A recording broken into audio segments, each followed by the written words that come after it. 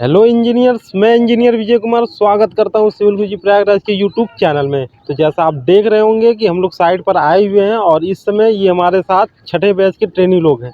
तो ये इन्होंने यहाँ पर आकर के ब्रिक वर्क लेआउट यहाँ पर परफॉर्म किया है। तो इसमें बेसिकली होता क्या है कि जब हमारे पास कोई भी आर्किटेक्चरल प्लान आता है तो हमको उसको देख करके ऐसे नॉर्मल डायमेंशन का अंदाज़ा नहीं लग पाता है कि उसमें स्पेसिंग क्या होगी, क्या हमारा डोर का साइज़ है, क्या हमारे बेडरूम का साइज़ है।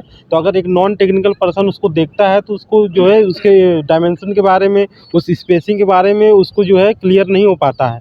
तो हम क्या करते हैं, ग्राउंड में आ कर के उस जो हमारे पास प्लान है, आर्किटेक्चरल जो भी प्लान है, उस चीज़ को हम ग्राउंड पर आकर के एग्जीक्यूट करके जब सामने से विजुलाइज करते हैं तो हमको सारा कुछ क्लियर हो जाता है कि यहाँ पर हमारा बेडरूम आएगा, ये हमारा टॉयलेट रहेगा, किचन रहेगा, यहाँ पर हॉल रहेगा। तो इस तरीके से हमारा जो है विजुलाइजेशन और क्लियर हो जाता है।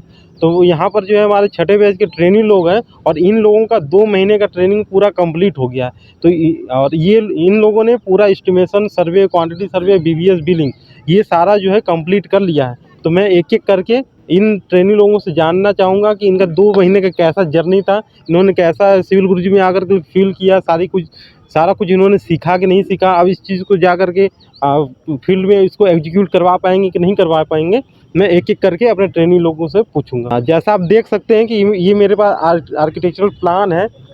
यहाँ पर ये सिंपल जो भी आर्किटेक्चर लोग होते हैं, ये ऐसे ही प्लान देते हैं। तो अगर नॉर्मल ये कागज़ पर होता है तो हमको इसका डायमेंशन के बारे में सही से अंदाज़ा नहीं लगता है।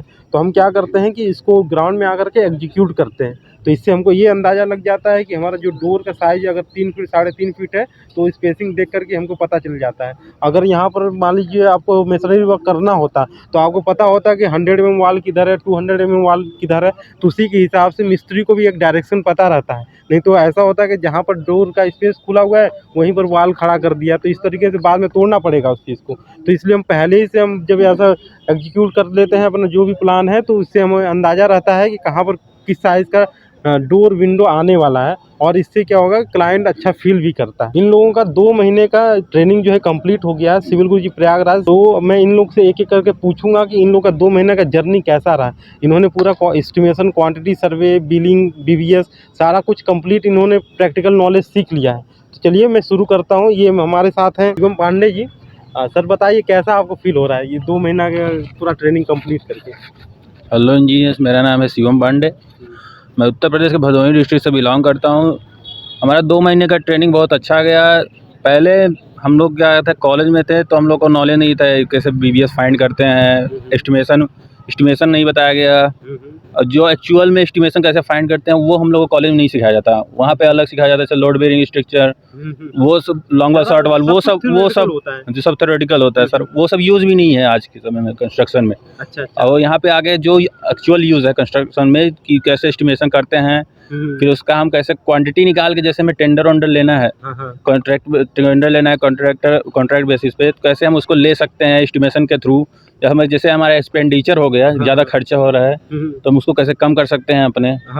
और जो भी वेस्टेज साइट पर होते हैं जनरली हो जाते हैं, तो आपने रिकंसिलिएशन पूरा सीख चुके हैं। जी सर। अब जीरो वेस्टेज कैसे हमको फाइंड करना है, इसके बारे में आपको पूरा नॉलेज है। जी सर। मैं फ्रेशर इंजीनियर जो भी देख रहे हैं, तो मैं उन लोग को यही बोलना चाहूँगा कि एक बार आके जरूर सिविल गुरुजी में इस मतलब ट्रेनिंग अवश्य लें, क्योंकि जो आप जब यहाँ पे आएंगे तो अब आपको बहुत ही मतलब आपको एकदम डेवलप महसूस होगा कुछ अंदर से, कि पहले जब हम आते हैं तो हम लोग को थ्योरेटिकल नॉलेज रहता है। थ्योरेटिकल नॉलेज जैसे हमें कुछ इमेजिन ही नहीं रहता, कि जैसे मेरे को पता ही नहीं था सर टाउनशिप लेआउट कैसे, प्लॉट कैसे काटते हैं, बस सुना था नाम कि प्लॉट काटा जाता है, फिर फुटिंग कॉलम का मार्किंग दिया जाता है, बस ये सुना था। इसको हम लोग को कॉलेज में पढ़ाया नहीं गया उतना। और यहाँ पे आके एग्जीक्यूट किए तो हम लोग को समझ में आया कि फुटिंग कॉलम का मार्किंग देते हैं, फिर फुर्जी बनाते हैं आगे आगे जैसे हमें कॉलम का देना है, तो वो सब यहाँ भी आके पता चला। उसके बाद हम लोग एस्टिमेट किए, उसके बाद क्वांटिटी सर्वे भी किया, जिसमें हमें पता कितना हम अपना जितना हमें माल चाहिए, मतलब जितने भी चाहिए हमें सीमेंट्स एंड एग्रीगेट,